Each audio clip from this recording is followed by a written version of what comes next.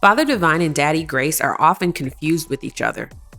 They both started movements before the Great Depression. They both claim to have supernatural power. They both lived in the lap of luxury.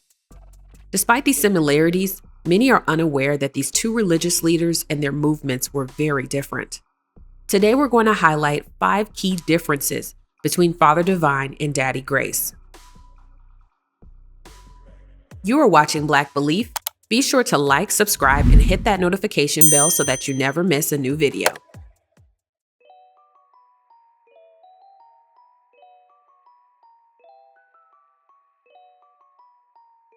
Researchers believe that Father Divine was born George Baker Jr. in a Black Maryland community named Monkey Run to Nancy and George Baker.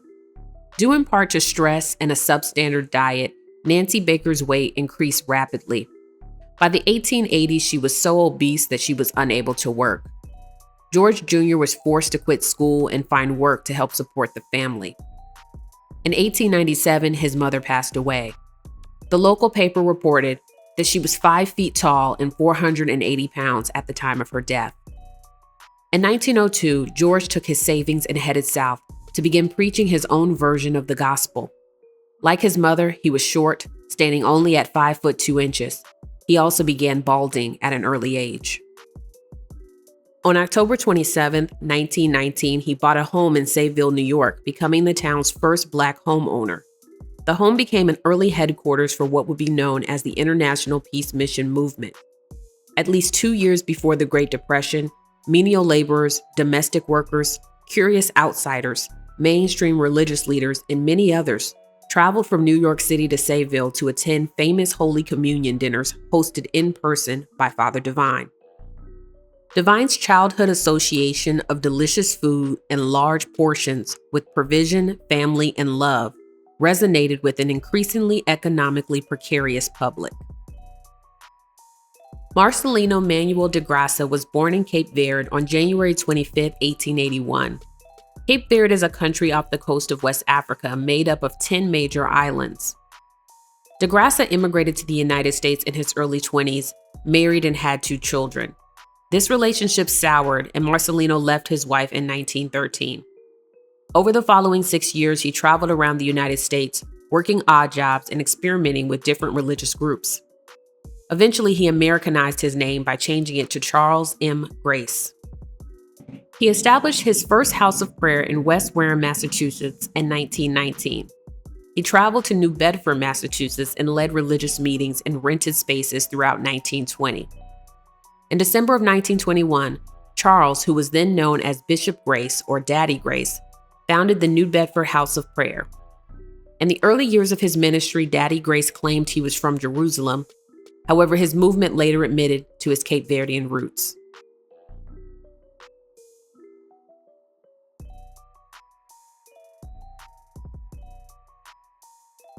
Father Divine taught his own version of an ideology called New Thought. New Thought is a diverse set of views which emphasize the healing power of the mind. Its most famous pioneers were Dr. Phineas Quimby and one of his patients, Mary Baker Eddy. Eddy later founded her own church called the Church of Christ Scientists. She taught that the material world was an illusion which resulted from flawed mental states. She also claimed that people could be harmed by the thoughts of others. Father Divine built upon these ideas and taught that he was a second physical manifestation of God. His ministry had 3 goals. The first was to prove to the world that the gospel could be preached without money and without price. He refused public gifts, offerings, and tips of any kind, and criticized the practice of tithing. When he traveled with his followers, he accepted food and lodging in lieu of money. He helped his followers find jobs in the local areas where they lived so that they can contribute their earnings to the household expenses. His second goal was to inform the world that Christ died that we might live, and not that we must die and go to the grave and then go to heaven. Drawing from New Thought philosophy, Father Divine taught that heaven and hell were conditions on earth which resulted from flawed thinking. Through his spirit, his followers believed that they could be healed and even achieve immortality. His third goal was to teach that out of one blood, God created all nations to dwell upon the earth. Father Divine vehemently opposed all racial classifications and made racial integration mandatory within his movement. The United House of Prayer's teachings weren't based on New Thought, but instead derived from the Holiness movement and Pentecostalism. In the early 19th century, the Holiness movement emerged in opposition to the established churches, which required credentialed clergy and appealed to largely middle-class membership. The Holiness movement believed in a doctrine called entire sanctification. In their view, a saved person would experience instantaneous spiritual and complete sanctification, and their impulse to sin would be removed. When a person was sanctified, they would also be filled with the Holy Spirit. Holiness groups had strict requirements regarding conduct and preferred to avoid those who had not been sanctified. The Pentecostal movement began in the early 20th century with the Azusa Street revival. Pentecostals believed in the baptism of the Holy Spirit demonstrated by speaking in tongues. Pentecostals believed that the gift of speaking in tongues was the only true evidence of sanctification, but they also believed that the removal of sin from a person's life was a gradual process. Bishop Grace's House of Prayer blended ideas from these two earlier movements. He taught that his congregation was living in the last days, as evidenced by the outpouring of the Holy Spirit, which allowed members to speak in tongues. He agreed with Pentecostals that speaking in tongues was the most important spiritual gift, and that sanctification was gradual. It was expected that members may still sin at times and should repent when they did.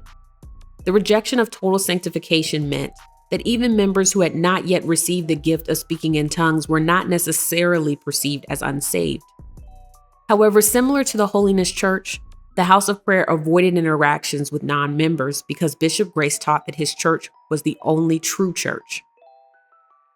The United House of Prayer did not have an official doctrine stating that Bishop Grace was God. However, members often used Grace's name in the place of God's name, and they would often make statements alluding to their belief in the bishop's divinity. For example, one woman stated, "Daddy Grace is my life, health, strength, and my salvation. The more Satan oppresses me, the more Daddy blesses me." Even some elders spoke about the connection between the bishop and the divine, claiming that Daddy Grace was God incarnate. However, there were other leaders that gently corrected or clarified these beliefs. While they conceded that lay members may have become overly enthusiastic and had a deep desire to believe Grace was God, they insisted that this was not the official teaching of the church. Grace referred to himself as a servant of God or God's child. Other times he was non-committal. A reporter once asked him if he was God, to which he answered, "Some people say that I am." The most accurate conclusion is that members believed that Grace had a special status under God and was being used to carry out a special mission on God's behalf. When Daddy Grace heard that Father Divine was claiming to be God, he was personally offended. He insultingly called his rival Papa Divine. Grace's real estate advisor confirmed that the Peace Mission movement was leasing their headquarters building, but the owner of the building was interested in selling. After a visit to the property, Grace signed a purchase agreement the same day. A counteroffer from the Peace Mission movement was rejected. Grace went public with the purchase, and the media went wild over the rivalry between the two Black leaders. When the Peace Mission movement was finally evicted, Father Divine made sure never to speak publicly on the incident and never to mention Daddy Grace's name explicitly. Daddy Grace would continue to purchase properties close to Peace Mission locations throughout his life.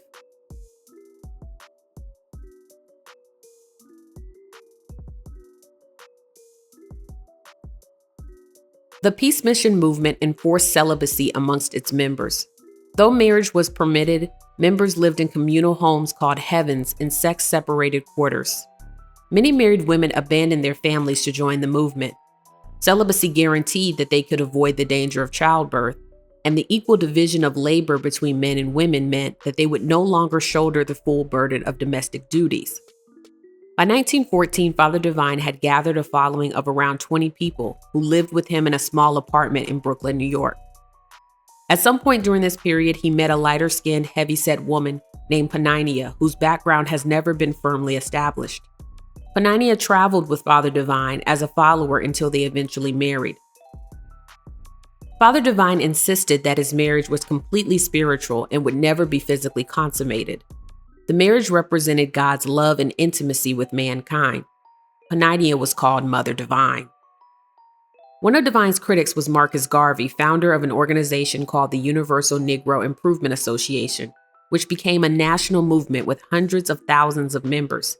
Its rise came to a halt when Garvey was charged and convicted with mail fraud and deported. From Jamaica, the UNIA leader attacked the peace mission's teachings about celibacy, labeling it as race suicide. These criticisms fell flat, and Father Divine's physical presence in the United States even attracted UNIA members to his movement. In a May 1965 issue of Ebony magazine, a former member named Ruth Boaz published a story entitled My 30 Years with Father Divine. Boaz told the story of how she joined Father Divine's movement in 1932 after only having received an 8th grade education, getting married at 15, and having a child at 16. She attended a Holy Communion banquet in the Harlem residence of a follower, which was presided over by Father Divine. Immediately, she was invited to take the seat of honor, which had normally been reserved for one of Father Divine's favorite secretaries. During the next several days, she confessed all of her sins and said she quickly fell in love with the leader. The relationship became physical. Boaz was confused about whether this physical interaction violated the movement's teachings about celibacy. But Father Divine assured her that Mary was no virgin and that Jesus had been conceived through a physical union between Mary and Joseph. For 2 years, Ruth Boaz served as Father Divine's secretary and sexual partner until one day a new, younger secretary took her place. Suddenly, she was fired and told to find a domestic job. She found a job through the movement's employment agency and worked as a housekeeper for 9 years. On her days off, she came to the headquarters to meet with Father Divine and give him all but a few dollars of her earnings. A turning point came when Ruth had a near-death experience. After a heart attack, she stayed in one of the Peace Mission hotels to recuperate, but was kicked out due to an argument. When she told Father Divine about the incident, he responded glibly, "If you are in need, go to the Salvation Army." After this incident, it still took a few more years for her to fully stop donating money and break all ties with the Peace Mission movement. At the time when he founded the First United House of Prayer in 1919, Daddy Grace was married with 2 children. He never claimed that he would remain celibate, nor did he require his members to be celibate. It's not clear whether followers of Bishop Grace knew about his divorce from his first wife in 1920 or about his second marriage in 1933, which ended in 1937. Nevertheless, no one could escape news of the accusations of abuse and child abandonment that were litigated in court. Minnie Campbell, a House of Prayer member and maid in Grace's household, claimed to have been assaulted and impregnated by him. Testimony revealed that after he learned of Minnie's pregnancy, he had sent money to her family and instructed a House of Prayer congregation to give her one of their offerings. During the trial, the prosecution presented another woman named Ella Wilkes, who had been a member of the church in the 1920s, and at the time of the trial had an 11-year-old son named Jeremiah. Lawyers revealed that Jeremiah was staying with one of Grace's friends, and Grace was providing money for the child's care.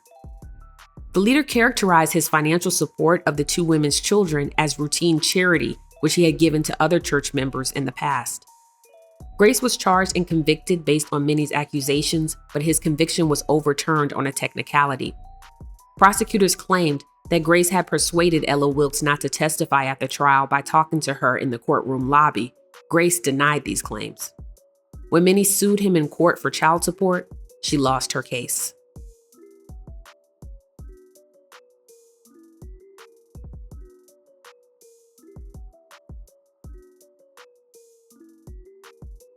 Father Divine encouraged his followers to start businesses.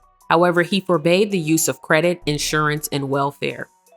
Wealthy members bought properties and ran them cooperatively, or members pooled their money to make purchases. Throughout his ministry, Divine never held a public collection for money. Outsiders were amazed at how he could fund a movement which held lavish banquets weekly and ran several seemingly successful businesses without having any money or property to his own name. Unbeknownst to them, Father Divine controlled millions of dollars of assets through his members who obeyed him unquestionably. Ruth Boaz described a category of followers called wholeheartedly consecrated members who received the highest level of movement recognition. These members were expected to convert all assets to cash so that the money could be donated to the movement. They were warned not to discuss these donations with anyone and told that the punishment for doing so was death. Followers who worked non-organizational jobs were most likely to become consecrated members since they earned higher wages. Those who worked for organization-run businesses were paid low wages or no wages at all. Sometimes people worked in exchange for food and the ability to live on a peace mission property. Father Divine opposed Social Security, so all followers who worked within the movement were exempt and didn't pay Social Security taxes. These followers also signed contracts stating that their work was voluntary and that they did not expect compensation. Consecrated members would schedule an interview with Father Divine on payday or their days off to give them their earnings minus anything they kept for their own needs. These so-called interviews, during which money was exchanged, were not allowed to last more than 5 seconds. In the 1930s, scandals and civil suits increased. In 1937, a married couple, Verinda and Thomas Brown, filed a lawsuit demanding the return of $4,476. In their lawsuit, they explained that they were longtime followers. Thomas Brown had even been arrested with Father Divine in Sayville in 1931. Throughout their time in the movement, they provided linens, furniture, and expensive suits. They also entrusted their life savings to the movement in fear of the tumultuous financial landscape of the Great Depression. However, when they left the movement in 1935 and asked for their funds to be returned, Father Divine refused. The court ruled in favor of the Browns and ordered the Peace Mission movement to return their money. Divine and his attorneys feared that following the court's orders would make them vulnerable to more lawsuits from former members. They engaged in several legal maneuvers to avoid paying the Browns. These appeals failed, and other courts affirmed the order to return the Browns' money. In response, Father Divine moved his movement to Philadelphia. His legal team informed him that New York state law prohibited summons from being served on Sunday. Over the next several years, Father Divine made visits to New York only on Sundays and remained in Philadelphia for the rest of the week. These lawsuits, in addition to Daddy Grace's eviction of the movement, prompted Father Divine to change his strategy. He began formally incorporating his church and transferring property from individual followers to the legally recognized Peace Mission organization. Public donations were a well-known aspect of the culture of the United House of Prayer. Daddy Grace's members were required to give money to participate in church auxiliaries. They donated at daily church services. Additionally, whenever the bishop was present, cash donations called monetary love offerings were put directly into the bishop's hands. Members were given status based on the amounts that they donated. Once the funds were given to the church, however, there was little transparency about how the money was spent. The one expenditure made public to members was the purchase of real estate. Not only did Daddy Grace purchase Papa Divine's headquarters, but he also acquired the home of a Detroit pastor known as Prophet Jim Jones. At its peak, the Dominion ruler of the Church of the Universal Triumph, founded by Prophet Jones, had 10,000 devoted followers. From his church's donations, Jones owned hundreds of suits, a $12,000 mink coat, several Cadillacs, and employed full-time live-in staff. In 1944, he bought a 54-room French chateau-style mansion in the Arden Park area, where visitors could tour rooms filled with expensive furnishings and art. In 1952, he bought a 2,000-seat theater to hold his services. Jones's movement declined, however, when he was charged with gross indecency as a result of an undercover sting, which confirmed rumors that he was a closeted gay man. In 1956, after a week of testimony, the jury found the pastor not guilty. However, the damage to Jones's reputation was permanent, and followers left his movement. In the midst of the prophet's financial troubles, Daddy Grace stepped in. He purchased both the mansion and the theater. When asked for comment by the media, Grace remarked, "Jones is too big for me. He's a prophet. I'm just poor, humble, sweet Daddy Grace." Daddy Grace framed himself as more responsible than Father Divine or Prophet Jones, because he used his followers' money to buy real estate with cash, increasing the church's net worth. In House of Prayer buildings, pictures of these properties hung on the wall. His followers took pride in these purchases, especially when they came at the expense of other religious leaders. It confirmed that they were in the one true church, just as the elders in the House of Prayer had taught them.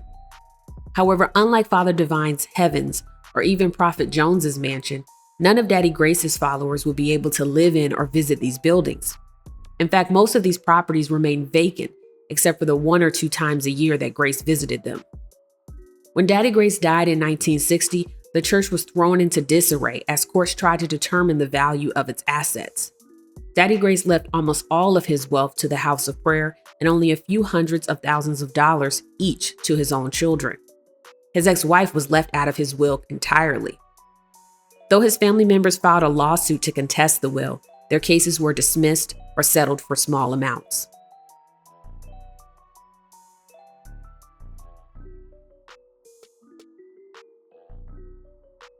When Panania passed away in 1943, Father Divine's teachings about immortality were contested. He refused to acknowledge his wife's illness and death, which triggered several exposés in the news about her whereabouts.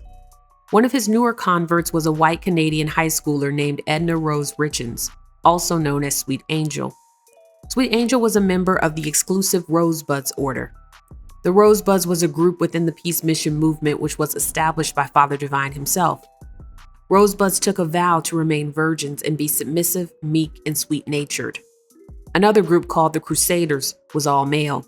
The Crusaders also made a pledge to remain celibate and acted as waiters at the Peace Mission banquets. One day, Sweet Angel allegedly told Father Divine, "I want to marry you because I know you are God." To her surprise, Father Divine agreed. On April 29, 1946, Father Divine and Sweet Angel got married in Washington, D.C., but withheld this information from the public. At the time, interracial marriage was illegal in many states. Father Divine also worried that the marriage would cause his followers to doubt his teachings about celibacy. However, when Sweet Angel's visa expired and she was faced with potential deportation, the pair announced the marriage. They explained to followers that Panania had left her old body and had been reborn in a more youthful body. Sweet Angel had been selected as a vessel, they claimed, because of her virginity and spiritual devotion. Members calmly accepted this explanation and celebrated the marriage as a sign of victory over racial classifications. The wedding date of Father Divine and Sweet Angel became a movement holiday. But for a few members, the marriage was a wake-up call. The so-called prodigal son, John the Revelator West, who had remained committed to the movement even through a prison stay, began a relationship with one of the Rosebuds named Carol Sweet. In 1948, they left the movement and got married. In a long letter to the FBI, West claims that his conviction under the Mann Act for the kidnapping of a teenager was caused in part by mental manipulation. He explained a culture of fear where followers believed that if they disobeyed Father Divine, they would die. The death of a judge after Divine's conviction in Sayville, New York, and even seemingly unrelated tragedies around the world were attributed to the power of Father Divine. John West and Carol Sweet began a campaign claiming that the movement was a hoax. Carol Sweet alleged that Divine had sexually assaulted her. The couple found others who alleged they had been coerced into sex by the leader, sometimes when they were minors. They tried to get him charged under the Mann Act, but the FBI could not uncover enough evidence to support criminal charges. Loyalists responded that Carol Sweet was simply jealous. She had expected to be chosen as Father Divine's new wife and was angry that Sweet Angel was chosen instead. The marriage helped Father Divine maintain the movement for another 20 years, but in the 1960s he would have to face mortality once again. Former member Ruth Boaz recounted that Divine's decline began when he developed diabetes, became dependent on insulin, and could no longer consume the same food as everyone else at Holy Communion banquets. After that, it became difficult for him to walk, and he had to be carried into the dining room and placed in his chair before the banquet was open to attendees. The leaders became anxious about how Mother Divine would maintain the movement after Father Divine died. The movement's teachings on celibacy would not allow for him to have a child naturally. In 1962, 8-year-old Tommy Garcia arrived at Woodmont Estate in Philadelphia, which served as the Peace Mission movement's headquarters. According to him, he was taken to a room where he met with Father Divine, who reported that Tommy's parents, his mother and father, no longer wanted him. He was told that he could stay at Woodmont and be taken care of for the rest of his life. He hesitantly agreed. He didn't see his mother, Georgia, or his 3-year-old sister, Susie, again for 2 years. He claims that he was chosen as a successor in part because of his Latino background, which the movement planned to promote as a sign of racial progress, much like the interracial marriage between the church's leaders. Tommy recounts living a charmed, privileged life at Woodmont. He had free reign of the 74-acre estate, had an assigned chauffeur, and was given many gifts like an electric guitar, a tractor, and a go-kart. Tommy would be called upon to speak at Holy Communion banquets as he stood beside Father Divine in a custom 3-piece suit. While most members, even those that lived or worked at Woodmont, had little to no contact with Father Divine on a daily basis, Tommy claims that he had frequent private meetings with the leader where he was encouraged to speak his mind. Susie and Georgia lived a more humble lifestyle, much like that of other members. Tommy claims that his special treatment caused his sister Susie to become unstable. At 17, she was kicked out of the Peace Mission movement. Georgia, meanwhile, legally changed her name to Harmony Faith Love. In 1963, Father Divine stopped all public appearances, signaling a rapid deterioration of his health. In 1965, when he died, a power struggle broke out amongst top leaders. Mother Divine sent Tommy to Church Farm School, a private boarding school that was not affiliated with the Peace Mission. It was in school that Tommy began to question his place within the church and found a way to contact his biological father. A phone conversation revealed that Tommy's father had been praying for years to get in contact with him. He claimed that a telegram in August of 1962, which read, "Not coming back, Georgia," was the last communication he had had with his estranged wife. Tommy left his school in 1968 and reunited with his father. At that time, Susan had refused to join Tommy with their father. At the time, Tommy believed her refusal was due to resentment she still harbored about their different lifestyles while living within the Peace Mission movement. Still, he claims that he and Mother Divine exchanged frequent letters and phone calls. Mother Divine reassured him that Woodmont was his home and told him to go and learn all he could in the outside world and then return to her. But as the years went on, Tommy began to ask more questions about his mother and how he was taken to Woodmont as a child, which caused a rift between all parties. In 1989, an article was published in the Philadelphia Inquirer magazine entitled "Life After Heaven," detailing Tommy's story. The exposure of the matter in the media caused Mother Divine and his biological mother to cut off all contact with him. Tommy's sister Susan would briefly leave the Peace Mission movement and live with their father before eventually returning to Woodmont and rejoining once again. In the 1990s and early 2000s, Tommy continued publicizing his story, styling himself as the adopted son of Father Divine and the true heir to his movement and the movement's fortune. News Channel 3's Nathan Baca shows us how Garcia plans to fight for the heart and soul of this once very powerful church. It's a story you'll only see here on News Channel 3. Father Divine and his second wife, Mother Divine, lived in an estate called Woodmont near Philadelphia in the 1960s. That's when the movement began to shrink and faced a succession crisis. Instead, Father Divine chose a child. Because the International Peace Movement was built on interracial relationships, he chose a Mexican-American child to symbolize the mixing of the races. He chose Tommy Garcia, the 8-year-old son of one of his movement's members. Says, Tommy, it's come to my attention that no one wants you. I want you.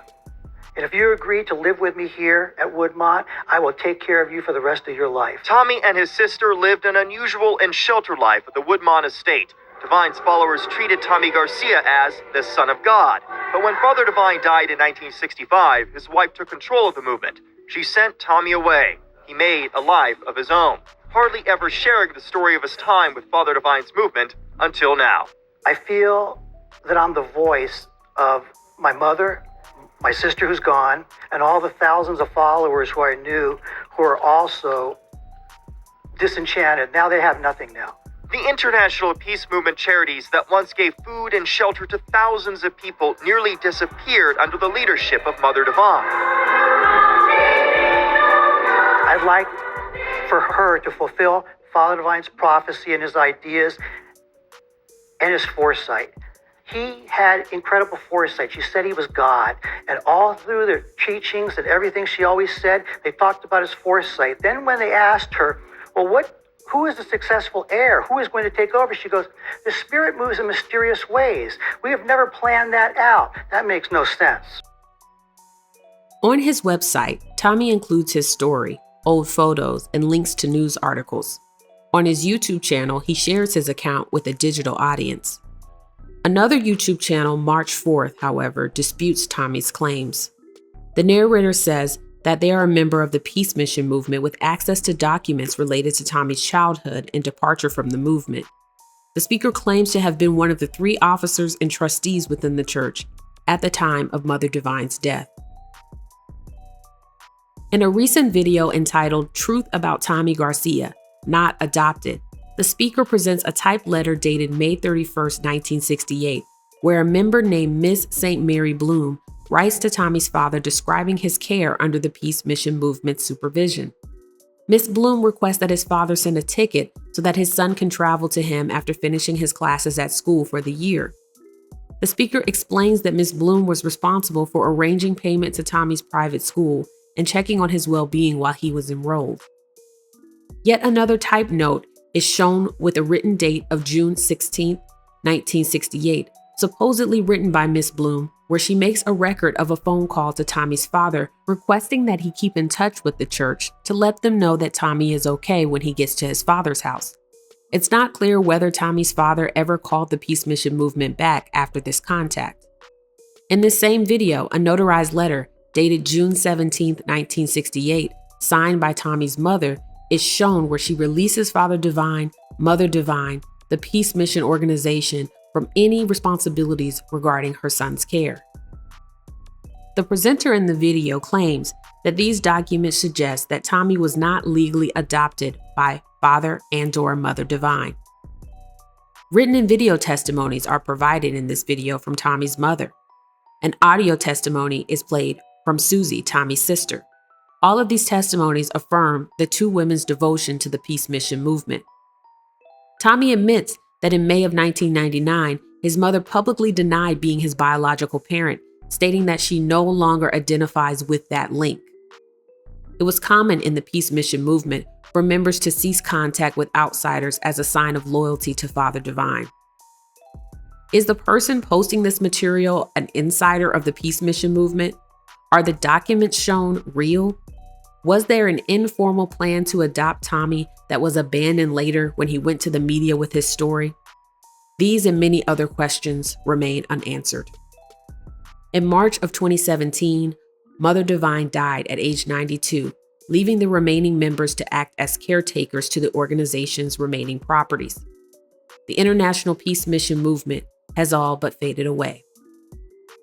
Daddy Grace also did not have a clear succession plan. However, the theology of the House of Prayer was such that members were not expecting Grace to live forever. After he died of a heart attack in 1960, Walter McCullough was elected as his successor in a controversial election that would later be challenged in court.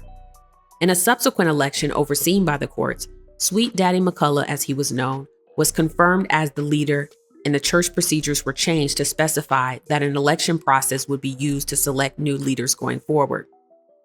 Getting a grasp on the extent of the church's wealth required a court-appointed receiver named William Bryant and several years of work. When the receivership ended and McCullough took full control of the church, a new multi-year legal battle emerged. A man from Philadelphia named James Walton formed 2 corporations in New Jersey. The first was Mankind Home Builders Incorporated, a construction company which he created in 1959. The second organization was called the United House of Prayer for People Incorporated, which was created in 1960. Walton was never a member of the United House of Prayer founded by Bishop Grace. The 2 entities he created were largely phantoms, meaning that they only existed on paper. There was no evidence that any legitimate business or religious activity was performed by these corporations. In 1960, a contract was drawn up between Mankind and United House Incorporated, but the language within the contract was confusing. For example, one portion of the document read that mankind would be paid to, quote, obtain and complete many of the objects of the house of prayer for all people. Some of the objects are to erect, construct, maintain, and improve houses, buildings, sewers, drains, or work of other kinds on any lands of the house of prayer for all people, or upon any other lands, and to rebuild and improve existing houses and buildings therein, end quote. In exchange for this so-called work, Mankind home builders would be paid $38.6 million by May 4th, 1960, and then be paid $500,300 every 53 days. On May 24th, Mankind sued the United House of Prayer for All People, claiming the church had failed to pay as agreed. Using a notarized version of the contract, a judge in Philadelphia ruled in Mankind's favor. News outlets quickly spread the word that the infamous church had failed to pay its debt. Mankind then began contacting numerous banks around the country to secure payment, citing the judge's ruling as support. These banks, confused at the request, froze the accounts belonging to McCullough's United House of Prayer until the case could be resolved. McCullough's House of Prayer petitioned the court to ask permission to intervene in the case. While they insisted that they were a different entity from Walton's House of Prayer that was listed in the contract, they claimed that the publicity surrounding the case was negatively affecting their perception amongst the public and interfering with their ability to engage in business deals. The court agreed to allow McCullough's House of Prayer to become an additional defendant in the case. The court also ordered Walton to cease his attempts to contact banks directly until the case was settled. Walton ignored these orders. He continued pestering banks for payment and even posted no trespassing signs on McCullough's House of Prayer locations across Philadelphia. When McCullough came to these locations in person, Walton would petition courts for an arrest warrant, claiming that the bishop was trespassing on his property. Walton's Mankind Corporation changed legal teams several times before 1963 as lawyers realized that the lawsuits were frivolous. At the same time, courts in New Jersey were catching up. They realized that Walton's House of Prayer should never have been allowed to incorporate since McCullough's House of Prayer, founded by Daddy Grace, had been incorporated in 1954. The court ruled that Walton's House of Prayer was required to dissolve and reincorporate under a new name. Walton's House of Prayer complied, filed dissolution papers, and created a board of liquidating trustees to oversee the process. However, the second ruling did not negate the earlier ruling regarding the supposed contract. To the public, it still looked like McCullough's House of Prayer legally owed Mankind home builders millions of dollars. Walton filed fraudulent liens on churches owned by McCullough's House of Prayer, passed bad checks under the church's name. In another scheme, Walton filed a lawsuit on his late wife's behalf. He claimed that his wife had done work for his House of Prayer. The liquidating board of trustees suspiciously agreed and voted to pay her $800,000. Of course, Walton's House of Prayer never actually made a payment. Walton proceeded to sue McCullough's House of Prayer, claiming that the church owed his wife's estate the money. Daddy Grace's secrecy and haphazard establishment of locations around the country allowed for a cunning trickster like James Walton to drag the church through the courts for half a decade. Courts simply couldn't believe that an ordinary man could execute such an intricate legal scheme. By 1966, the church was at its wit's end. Every ruling up until that point had supported the fact that McCullough's House of Prayer bank accounts belonged to them, and they were not in any way related to Walton's House of Prayer. Though the church had hoped to get the $38.6 million judgment expunged, after years of litigation, they finally decided to leave well enough alone.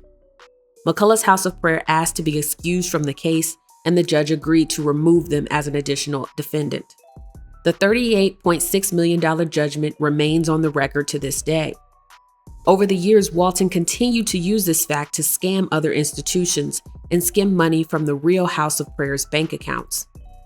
Throughout the years, there has always been conflict and lawsuits after a bishop's death. But the House of Prayer for All People has been able to elect 4 new leaders since their founder's death. The church continues to exist across several congregations in the United States today. Father Divine is much more well known than Daddy Grace. Perhaps this is because at its peak, the Peace Mission movement had outposts in Australia and Europe, while Daddy Grace's movement was mostly confined to the continental United States.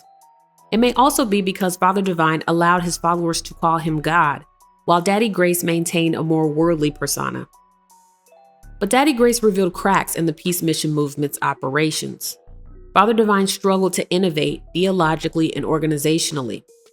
The United House of Prayer survives, albeit in a smaller form, while the Peace Mission movement is a relic of the past.